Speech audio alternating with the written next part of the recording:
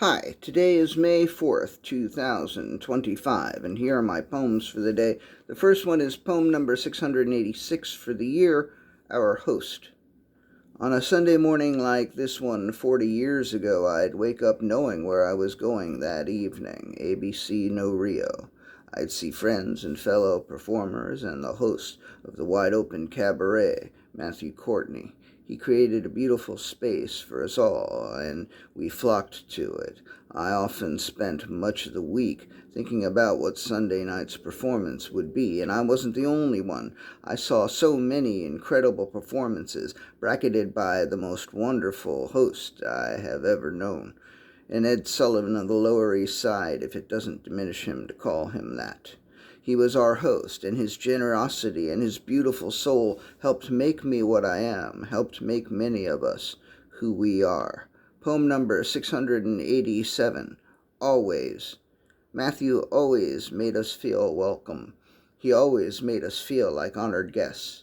He always seemed glad to see us. He always made us feel seen. He always shined, and he always encouraged us to shine. And we always shined when he shined his light on us. Poem number 688, The Mic. I was at a Monday open reading at St. Mark's Church when I first saw Matthew Courtney. He gave a brilliant, absurd performance, Dadaist, surrealist, so quick and so funny, and I think it was mostly improvised. He couldn't have been as impressed with my performance as I was with his, but at the end of the evening he sought me out and handed me a flyer for the weekly Sunday open mic that he hosted at ABC No Rio. I think I went that Sunday, and then the Sunday after that, and so on. I debuted Sensitive Artists there and many other bits of writing that later made their way onto albums. I created Lozenge Fondle specifically and exclusively for Matthew's open mic. It was an absurdist performance art ensemble, and then at some point we performed as Belgian Waffle, a Lozenge Fondle parody ensemble. Yes, it was often ridiculous, but that was the thing. Matthew let us do anything, and we did. Poem number 689, It's Sad. What it comes down to is it's sad. It's not just that it's sad that he's gone. It's sad that at some point he lost his way. He turned to heroin and lived on the streets for a time. He survived by selling his drawings, usually drawn on newsprint, on Prince Street.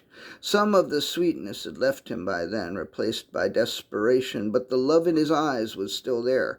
It's sad that at some point the world seemed to have no place for him, so he did what he could, and now he can't, and it's so sad.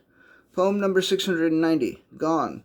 Went to sleep early last night, unwilling to extend a nightmarish day any further. Woke up early this morning, unable to contain my grief. Useless, desperate words spill out as I grasp at ways to capture a moment and a man. What is in me remains mostly in me. What comes out is almost nothing, maybe nothing but nothing. People are here for a time, and then they go, and then they're gone. That is part of the magic of it all, that a man so magical, so beautiful, and so full of life can just go and be gone. Poem number 691, The Ocean. Hundreds, maybe thousands, maybe many thousands cried when they heard that you are gone.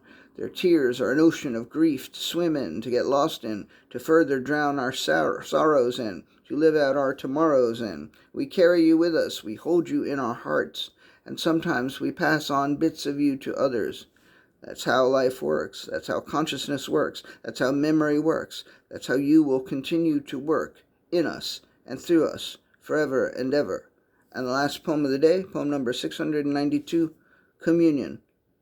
Today's poems were all written on my phone before I even got out of bed. I got up to pee, but then I went back to bed and returned to the writing. At some point I will get up and go over there and make a video of me reading these poems, then post them to social media as I've been doing for a few years now.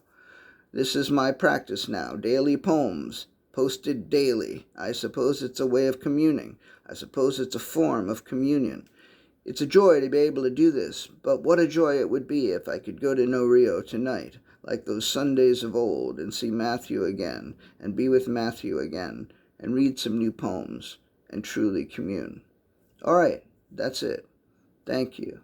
I love you, Matthew. I appreciate you all.